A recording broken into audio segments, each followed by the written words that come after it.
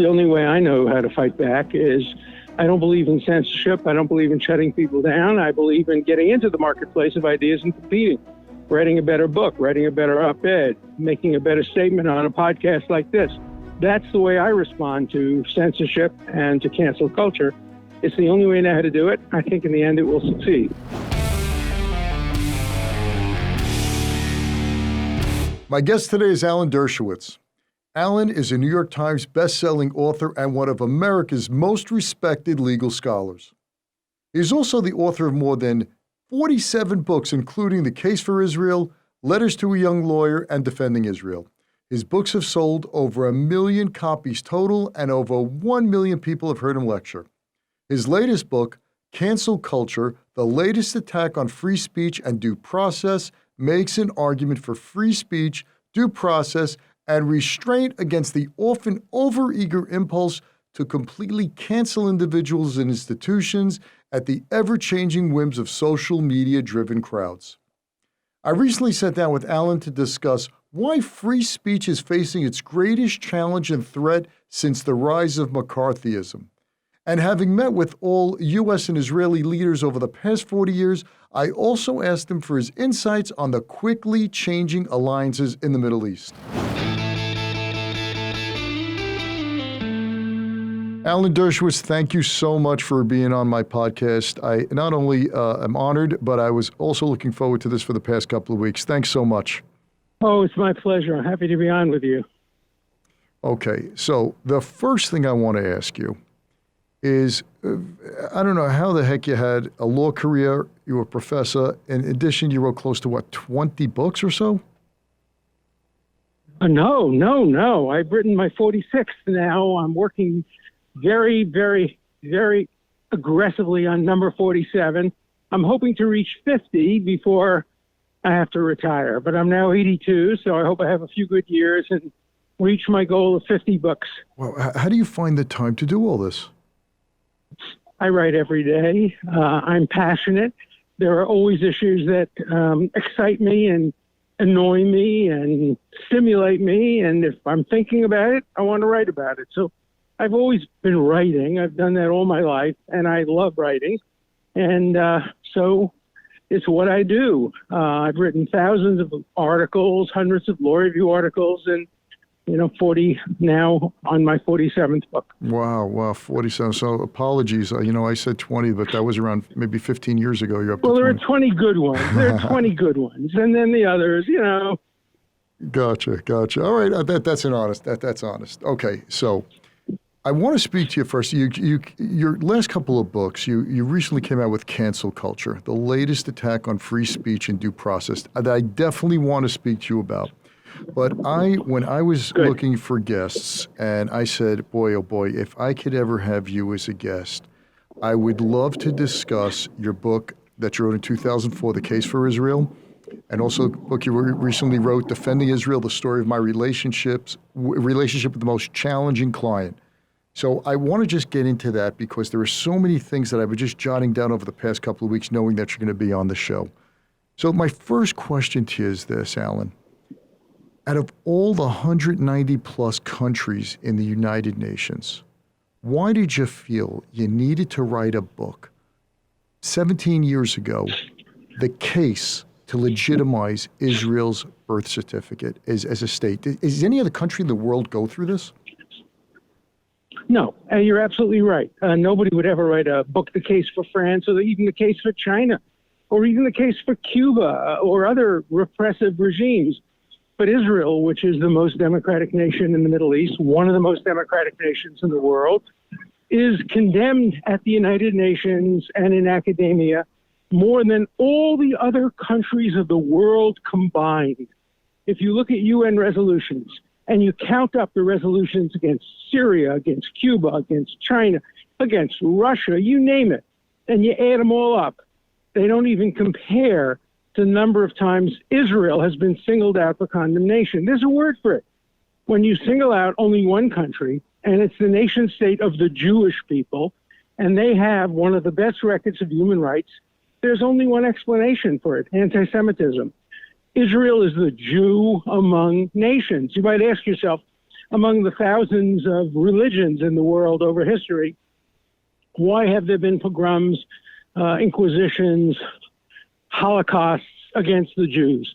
The answer is the same, and the state of Israel is there to prevent a repetition of the history of oppression against individual Jews who were stateless. Now that Israel is a state with a strong military, a strong intelligence, a strong nuclear capacity, Jews can't be picked on like they used to be for so many hundreds of years. So the fact that there is a nation state of the Jewish people is a very positive development, and I will spend a lot of my life defending Israel against false accusations and false attacks. When Israel warrants criticism, I'll be there to criticize it. As long as it's treated to a single standard, the same standard has to apply to every nation in the world, then I'm on board. So I totally agree with you, but my question to you is this, is that what's the other side? As someone who is listening to the first time and heard this, are they saying there has to be another side to the story, that Israel's being condemned almost on a daily basis at the UN, that's its legitimacy? Yeah. There must be something special that this state and these people do that the whole world can't be wrong on this. Yeah, the whole world is wrong. And when the whole world said that Jews used to kidnap Christian children and use their blood to bake matzahs, the whole world believed that. The whole world was wrong. The whole world can be wrong and has been wrong before when it comes to Jews and the Jewish state. So, yeah, of course you can criticize Israel. Should it have gone into Lebanon? I didn't think so. I was critical of Israel's decision to go into Lebanon. Should it go into Gaza? Yes, it should have gone into Gaza to prevent rockets from attacking its civilians. But like every country, should the United States have gone into Iraq? No. Should it have gone into Afghanistan? Maybe for a while. But no other country in the world, instead of criticizing the policies, you criticize the legitimacy, the very existence of the state. We don't like what Israel's doing, therefore it shouldn't be a state. It's the only country where that kind of attack exists at the United Nations, in academia, among progressives, and among anti-Semites. So why do you think the progressive movement has picked up on this hatred, this baseless hatred, not based on facts? Because I just want to tell my listeners, the case for Israel that you wrote, it's brilliant in its format. You wrote it as a lawyer. You have the question, then you have the accusation, then you have what the accusers say, then you have the reality, then you have the proof. So it's open shut on each one, and you have all your sources, which I think is just outstanding. So what are the progressives, even when AOC was being interviewed prior to her running, she picked up one of these BDS talking points and she was challenged on it. Why are they picking this up? Well, first of all, AOC is a total ignoramus when it comes to Israel. She would have no idea what Israel is about. She just listens to the people to the left of her and listens to Ilhan Omar and others in the squad, and they just repeat parrot-like the claims that are made against Israel. Israel's an apartheid state. No, Israel's not apartheid. Israel has a more diverse ethnic, religious population than any country in the Middle East, and almost than any country in the world. It consists of, Jews, Ashkenazi Jews, Sephardic Jews, black Jews, white Jews, brown Jews. It has Christians, it has Mormons, it has evangelicals, it has Catholics, it has Russian Orthodox, it has Muslims, you name it. Not apartheid. You want to talk about an apartheid state, go to South Africa, which has roads for Muslims only, or Jordan, which says Jews can't buy land in Jordan. Israel, its laws are equally applicable to every single one of its citizens. So there are territorial conflicts throughout the world, territorial disputes throughout the world. China, right. Taiwan, North Korea, South Korea, India, Pakistan. Why is the Palestinian issue such an issue that you can't open the newspaper any day and not see something about that? Especially the Palestinians were offered a state in 1938, 1948, 1967, 1990, 2000, 2001, 2005, 2008, and now they're offered an opportunity to have a two-state solution if they just sit down and negotiate. That isn't true of these other countries. They've never offered statehood or independence to the nations that they occupied, the land that they occupy. And yet you can't get any kind of condemnation of those countries. All the condemnation is reserved for for Israel. If I just give you a hypothetical, if there were only one black country in the world, only one African country in the world, and all the world's attention were focused only on that one African country, wouldn't we recognize it as bigotry? I think we should recognize the criticism, the selective, double standard criticism of Israel as a function of bigotry, not as a function of reality. So here's what I totally am with you. If I was listening to this for the first time, I would say this makes all the sense in the world. Why, for example, the United States, other than several presidents and Republican presidents, in fact, and especially with President Trump, they recognize that, especially with Nikki Haley as ambassador in the UN. She was just outstanding. Why doesn't the Biden administration get this? I think it does. Look, Biden himself, I've known Biden for more than 40 years. I met him during the 1980 Ted Kennedy campaign for president. I was very close to Ted Kennedy, so was Joe Biden. He's pro-Israel. His heart's in the right place. I've been in Israel when Biden was in Israel. He's getting pressure from the hard left. He's getting pressure from the OEC wing of the Democratic Party to be more, quote, balanced. Well, you don't be balanced when Russia invades, the Crimea or the Ukraine. You don't be balanced when you see one-sided issues. And so there's a push to do that. I don't think that he's going to give in. Tony Blinken, who was the Secretary of State, has a warm spot in his heart for Israel. I used to work a lot with his father, stepfather, Sam Pizarre, who was a Holocaust survivor and a great lawyer in France.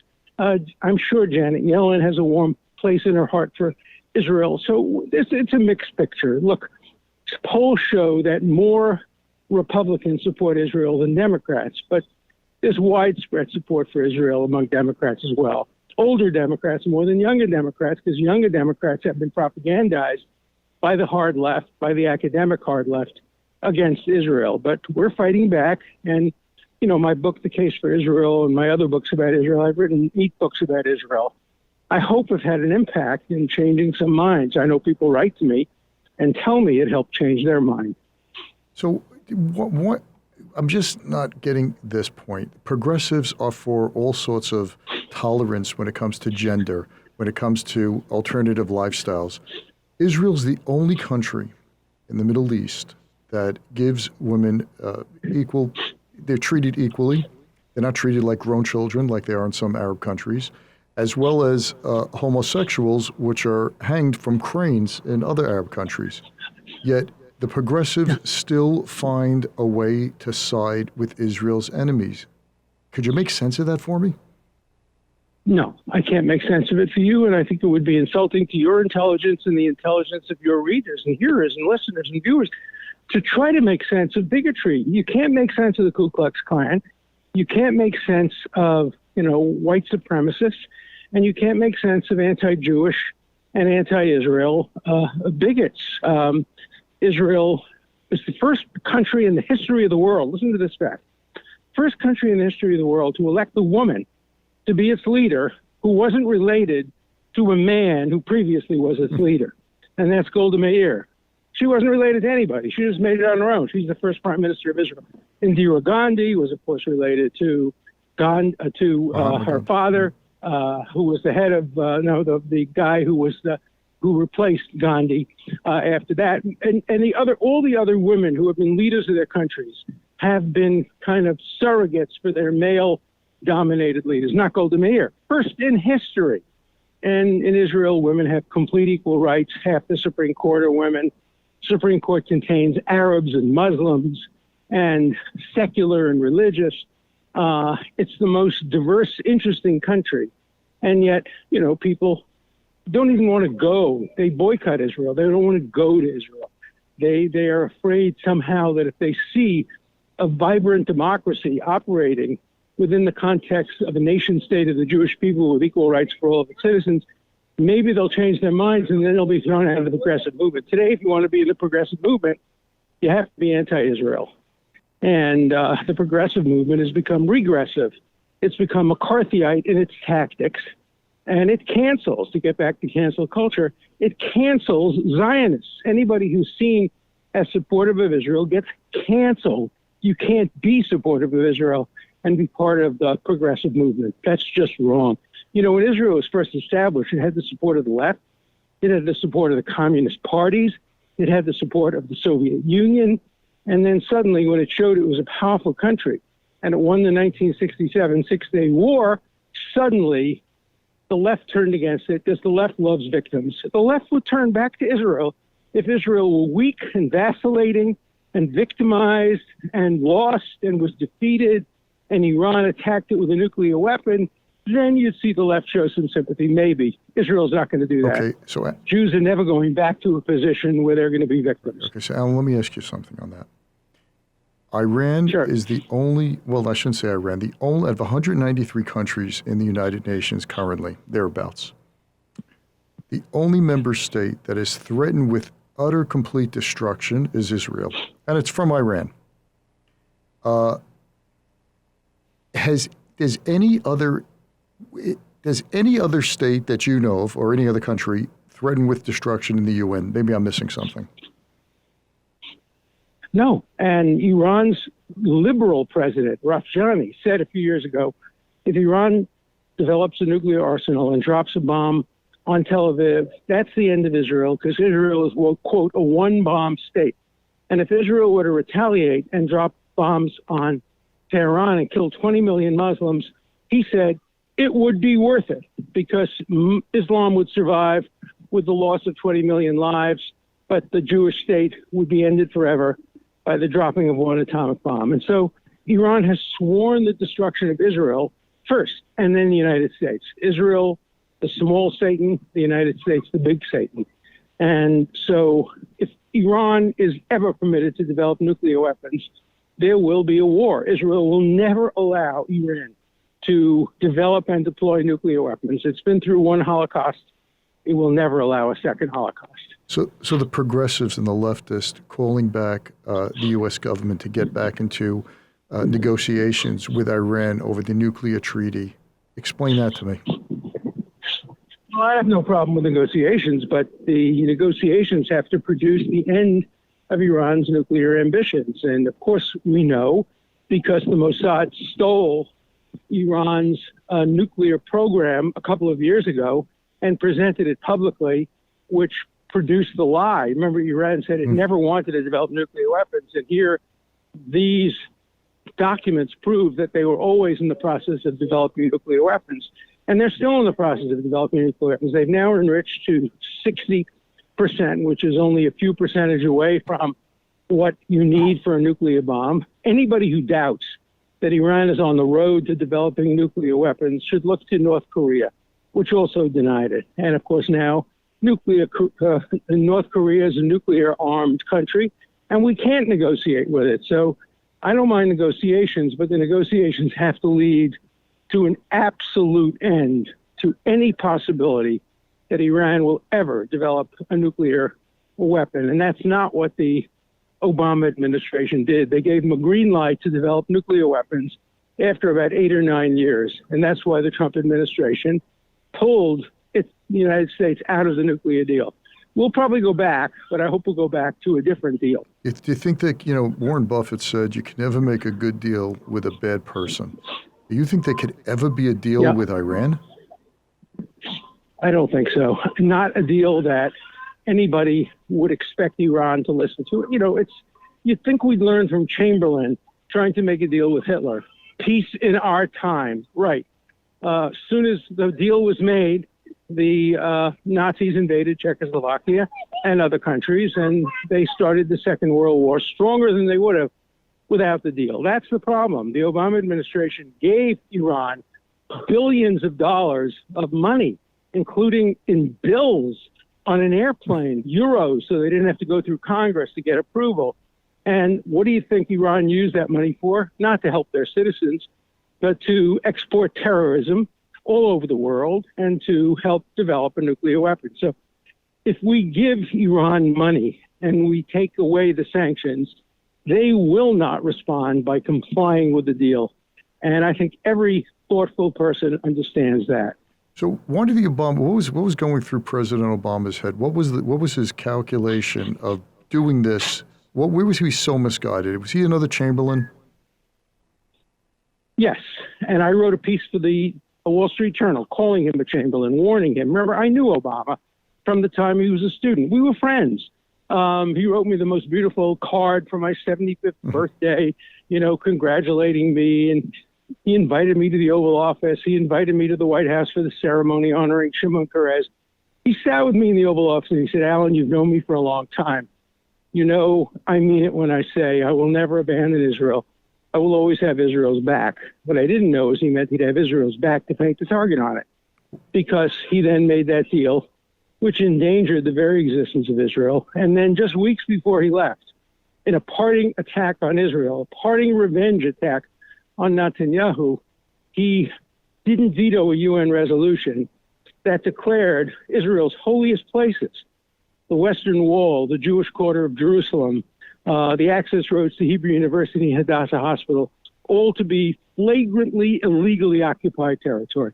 Completely wrong as a matter of law, completely wrong as a matter of history and fact, but he did it, and that broke my relationship with him. I terminated my personal relationship with Barack Obama over that deception and over looking me in the eye, getting me to support him in the 2012 election, and then abandoning Israel the way he did. So what was going through his thought process? You know this guy a long time. What was going through his thought process? He's not a stupid man. What was he thinking?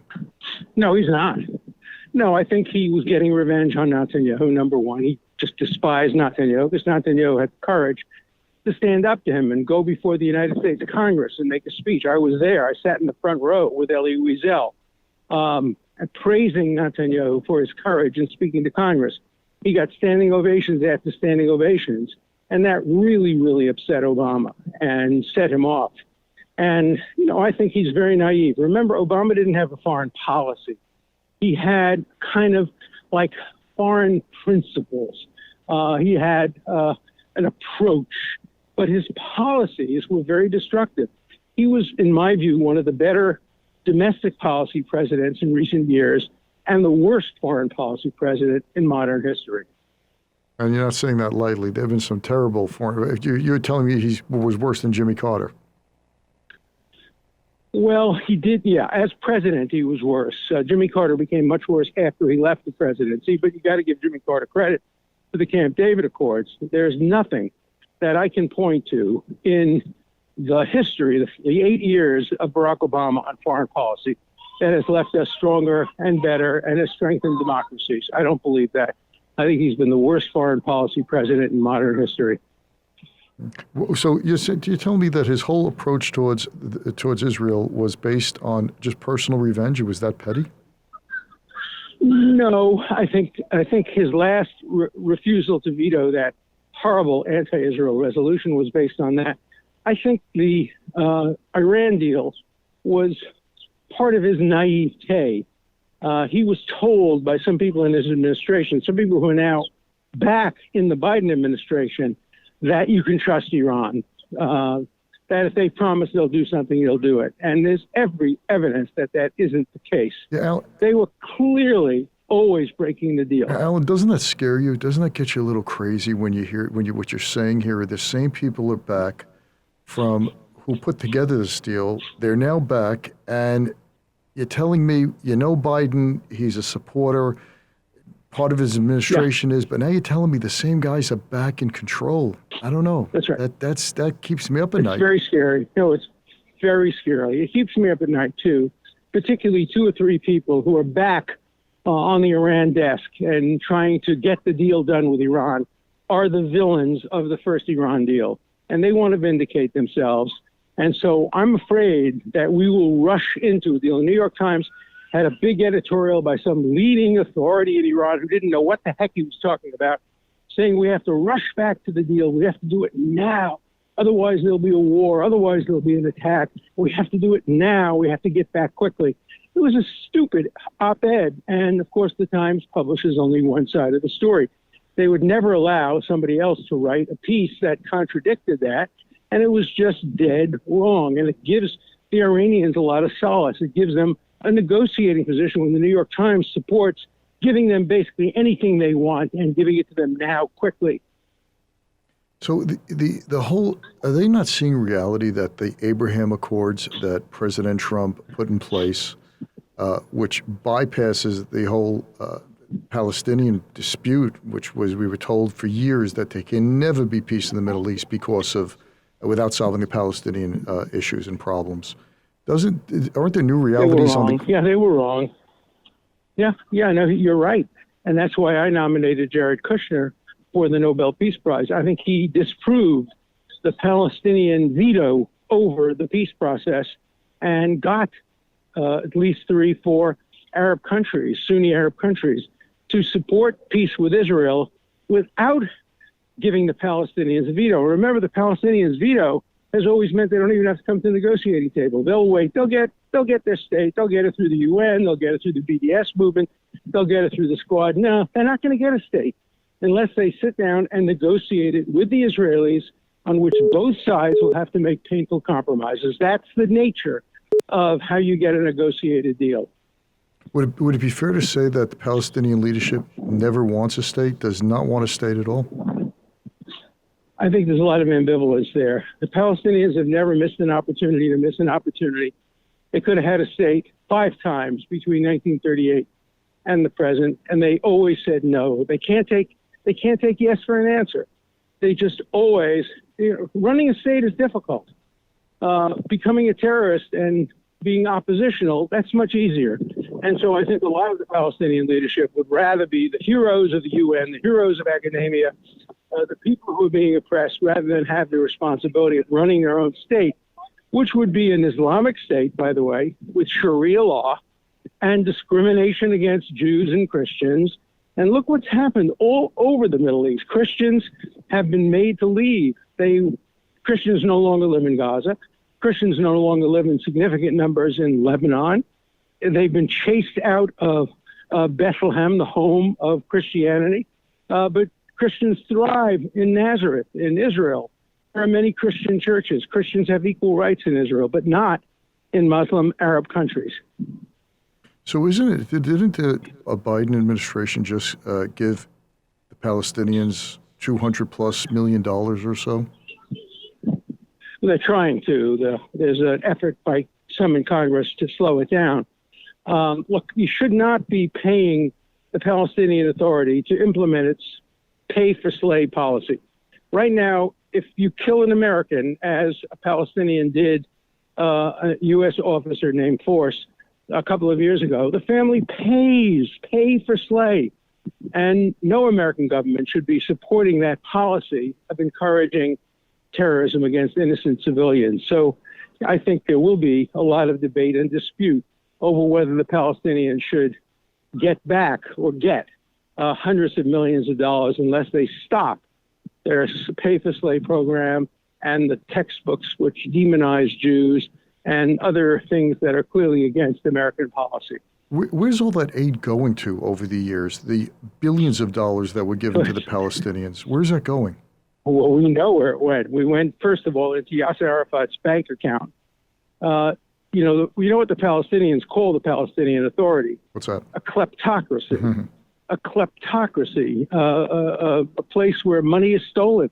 The money stays at the very top. It doesn't filter down to the people. And it doesn't make the life of the people any better.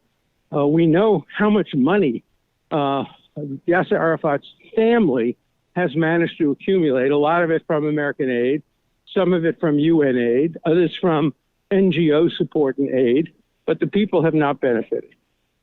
And so do you see the Palestinian people just saying enough with this, or they just don't have the strength or the organization? I hope so. No, I hope so. I think there are a lot of Palestinian people who are fed up with the fact that they're getting nowhere. You don't get a state by refusing to negotiate. And I think we'll see in the next decade, of course, Abbas is going to end his leadership position fairly soon. And we'll see what the new leadership is. If it's Hamas, then it becomes hopeless for any kind of resolved two-state solution.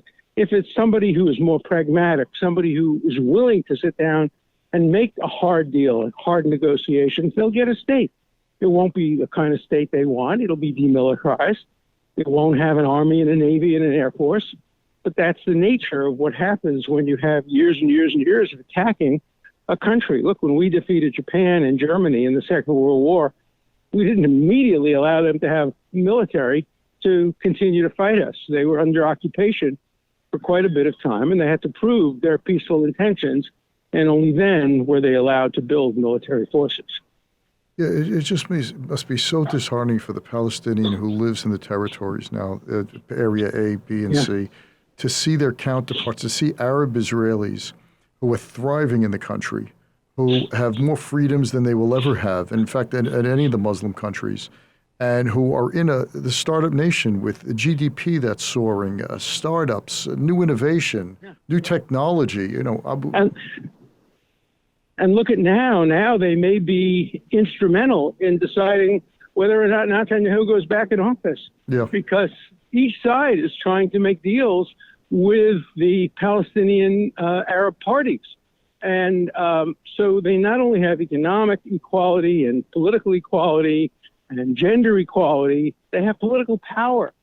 They have judges and justices and academics and there are no Arab people in the world who have more rights than Arabs that live in Israel.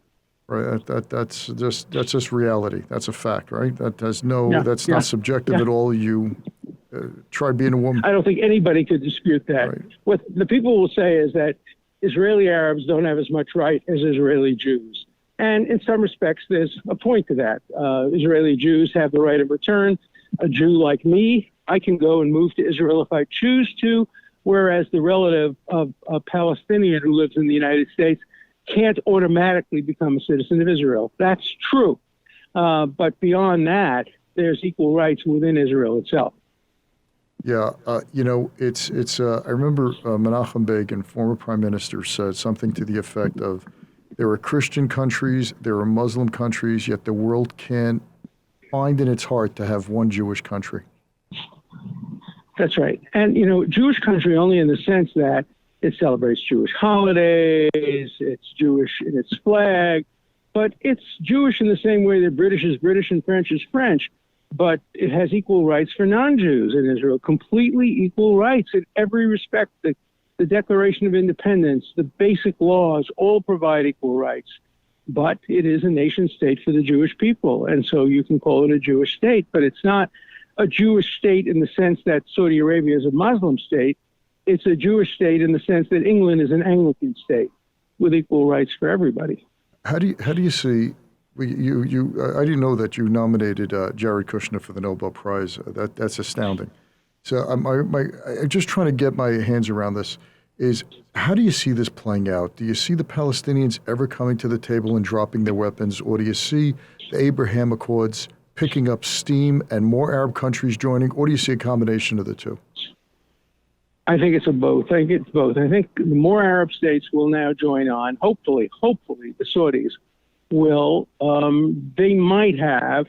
I think they wanted to reserve that very big decision for the Biden administration rather than to do it under an outgoing Trump administration. But I think we will see other Arab and Muslim states make some kinds of peace with Israel. And then the Palestinians will be squeezed. They're not going to win a state by having Professor Noam Chomsky support them, or the BDS movement support them, or the New York Times support them. They're going to need support from the world international community. They're going to need support from their own people. And they're going to only get it if they're willing to compromise. And right now, they're not prepared to compromise, but that has to change. Yeah. All right, let's talk about your new book, Cancel Culture. I read some reviews on Amazon. The book is catching fire. It's people love it. What you have to say, the latest attack on free speech and due process. What made you write this book? Because I was canceled. I myself was canceled. I was canceled because I defended President Trump in front of the United States Senate. I was canceled because I was falsely accused of having sex with a woman I never met. Fortunately, I was able to find emails that she was trying to suppress and her lawyers were trying to hide, in which she admitted she never met me, she didn't know me. And I found also documents proving her own lawyers didn't believe her. And if her own lawyers don't believe her, why should anybody else? I have a tape recording of her own major lawyer saying, you couldn't have been in the places she said you are. She's wrong, simply wrong. And so as a result of an accusation, just an accusation that I disproved beyond any doubt, I was canceled. The 92nd Street Y, where I've spoken for 25 years, canceled me and said, you can't speak here anymore, even though we know you're innocent, just because you've been accused. And so I wrote another book called Guilt by Accusation, The Challenge of Proving Innocence in the Age of Me Too. When I get angry or I get upset, I just write a book. And that's so I've written those books. And I have another one coming out next week called The Case Against the New Censorship, Big Tech, Universities, and Progressives. And so it looks at the new censors, the new people who are now trying to censor on the left. But cancel culture has a list of everybody that's been canceled. And remember, when they cancel a speaker, they also cancel the audience. They don't let you listen to the speaker. And that's the worst part of it, because the First Amendment contains two basic rights: the right of the speaker to speak and the right of the listener to listen. You have your right to do your podcast, but I have a right to listen to your podcast. And if you're stopped from doing your podcast, my rights are violated as well. And that's what's wrong with cancel culture. Do you think that, well, you know, I say this with total respect. You've been around the block. You've been 80 plus years on this earth, and you've seen McCarthyism. Yeah. Is there any difference between what's happening now with this cancel culture and what McCarthyism? Do you see this as worse, same, or less? I think it's worse. Let me tell you why it's worse. McCarthyism was done by the government for the most part. And you can fight the government. You can take them to court. But when YouTube takes down a debate between me and Robert Kennedy about vaccination, who do we go to? We can't go to court because it's not a government agency. It's a private company, YouTube. And so that's why I focus on, in my new book, big tech, universities, and progressives. They're all private. That's why it's more dangerous in some respects than McCarthyism. But it's comparable, and I lived through McCarthyism. I was a president, student college president of Brooklyn College during McCarthyism, and I fought against efforts by Brooklyn College to fire communist professors, even though I hated communism with a passion. I don't only support people I agree with, I support people I disagree with as well. And so this climate you're seeing here, you're telling me is worse than it was simply because with the enemies around us, there's no... The enemies are around. First of all, they're good people. They're good people. They're our children. They're our grandchildren, our nephews and our nieces, our friends, our cousins. In McCarthyism, they were bad people. We saw them. We understood who they were.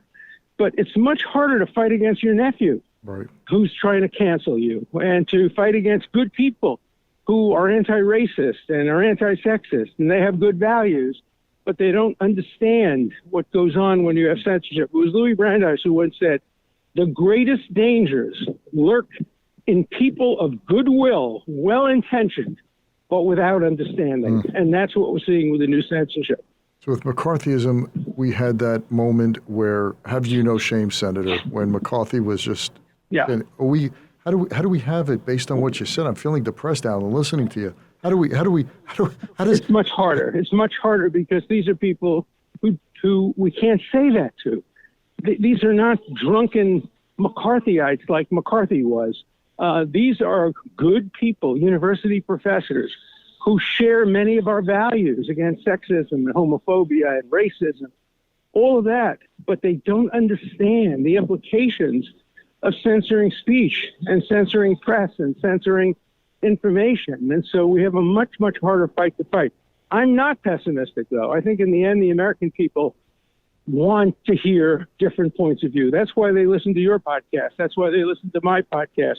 They want diverse views. They know they're not getting it from the New York Times and CNN today, so they have to go to podcasts and other alternative ways of receiving information. So in your lifetime, have you ever seen such a distrust of the media? No, I haven't. Today Walter Cronkite couldn't get a job on a mainstream media because he's too honest, he's too objective, he's too neutral. We should distrust the media. Don't believe anything you see on CNN. CNN distorts everything. They doctor tapes, they edit people's statements, they make you say what they want you to say. I'm suing CNN because they took a statement I made on the floor of the United States Senate. They doctored the statement, took out the words unlawful and illegal, I said a president can be impeached if he does something that's unlawful and illegal, but not if he just tries to get himself elected. They took out the words unlawful and illegal and had their commentators say, Dershowitz says that a president can be impeached even if he does something unlawful and illegal. So I'm suing them to hold them accountable. And I've learned you just can't believe anything you hear on CNN. So how do we turn the tide on this? How are you telling me it's my kids, my grandkids, nephews, people that we know, we sit down to dinner with? How does the tide turn on this? It turns by people like you promoting these values on podcasts, getting to people one at a time, 10 at a time, 10,000 at a time, 100,000 at a time. It's going to be a slow process, but thankfully, the media today allows for dissenting voices such as the ones that you present on your show. And I think you're the answer. And that's why I like to go on podcasts like yours, because I get to people who won't hear my statements on CNN or the New York Times. Look, I used to write more op-eds for the New York Times probably than any academic or lawyer in history. I was their most frequent contributor. Today, the New York Times won't publish anything by me because I supported President Trump in the Senate. I didn't vote for President Trump. I voted for Biden and Clinton. But because I defended President Trump, I've now been canceled by the New York Times and by other left-wing media. So all of your credentials, all of your know-how, all of your knowledge, all of your experience, it just evaporates in a heartbeat with this cancel culture, and that's why you feel that all these books and everything you're doing, it's going to solve this problem? It's going to turn the tide? The only way I know how to fight back is I don't believe in censorship. I don't believe in shutting people down. I believe in getting into the marketplace of ideas and competing, writing a better book, writing a better op-ed, making a better statement on a podcast like this. That's the way I respond to censorship and to cancel culture. It's the only way I know how to do it. I think in the end it will succeed. Well, I tell you, would you say 82 years? You're 82 years young? 82. Yeah, 82. Wow, yeah. I hope to have half the amount of energy and just insight that you have. It's just absolutely astounding. And I want to tell you, as depressed as I feel with what you're saying, I do feel optimistic because of guys like you who are going out there. You know, in Israel, they say a pessimist is somebody who says, oy vey, things are so bad they can't get any worse. And an optimist says, yes, they can get worse. So I'm both a pessimist and an optimist. I think things can get worse. But I do believe in Martin Luther King when he said, the arch of justice, points in the right direction ultimately. And I think the Americans will come to their senses and realize they're being manipulated by the press, by the hard left, by those who would censor, and that our basic, most fundamental right, free speech, exchange of ideas, is more important than any particular political result. Yeah, I really, really hope so. And I'm gonna just ask this one last thing because you were in academia for a long while. How did we lose the war on the campuses of America, where we turned good college kids into leftists and progressives? Where did we go wrong on that? First of all, we haven't lost the war. It's a war that's very much being fought on college campuses, and some of the bravest people are young conservative Zionists, Christians, supporters of free speech, libertarians. So it's not a fight that's been lost. But what happened is professors started using their classrooms as propaganda platforms. 50 years of teaching at Harvard, I never expressed a personal view in the classroom. My job was not to teach the students what to think, but to teach them how to think. And so I always took the devil's advocate point of view. I always expressed views different from what the majority would express, just to get the conversation going, to get the students thinking for themselves. That, I think, is the goal of education. We have to get back to that. My kids went to Brooklyn College, and they told me in the past 7 to 10 years, the professors used their classes as bully whips at bully pulpits, where they basically spewed whatever they wanted against Trump, against Republicans, against conservative values. And against Israel. And against Israel. Let me give you an example. Yeah. Let me give you an example. This may be a little bragging, but I probably am among the most distinguished graduates of Brooklyn College, certainly among the most distinguished graduates of their political science department.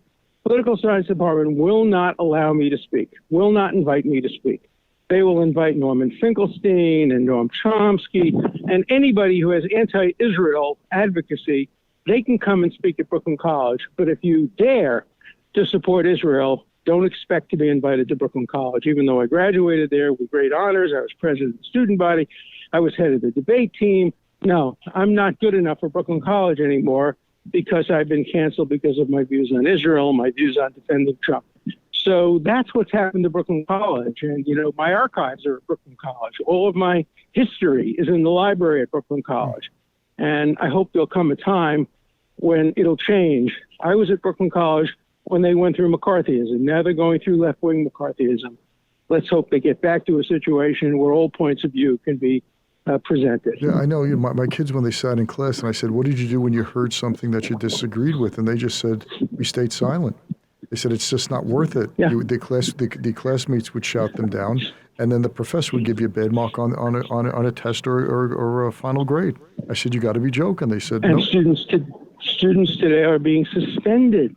Do you know that a town manager this is in Minnesota, but in Brooklyn Center, Minnesota, was fired because he had the gall to say that the woman, Kim, trying to remember her last name, the officer who shot this young man named Wright, that she was entitled to due process.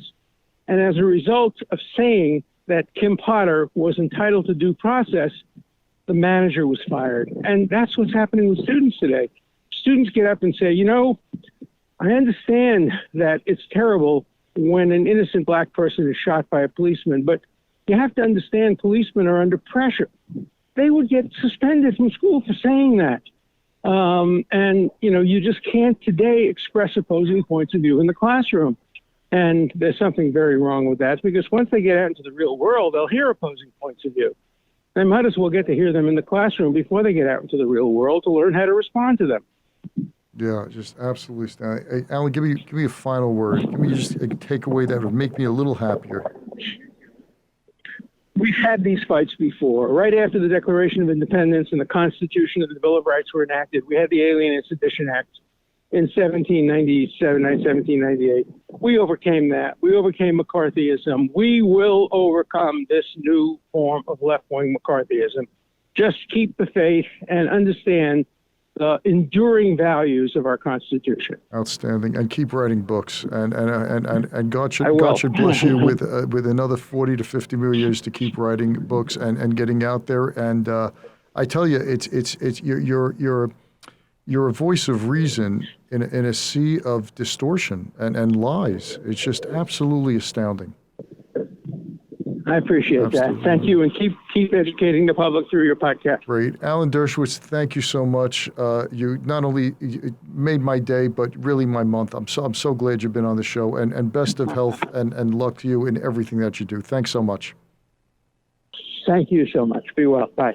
Thanks for listening to this episode of The Charles Mizrahi Show. If you're a new listener, welcome. If you've been listening for a while, we're glad to have you back. Either way, we'd love to know what you think of the show. Please leave a review if you listen on Apple Podcasts. Reviews make it easier for others to find the show. You can also see the video of the interview on the Charles Mizrahi Show channel on YouTube.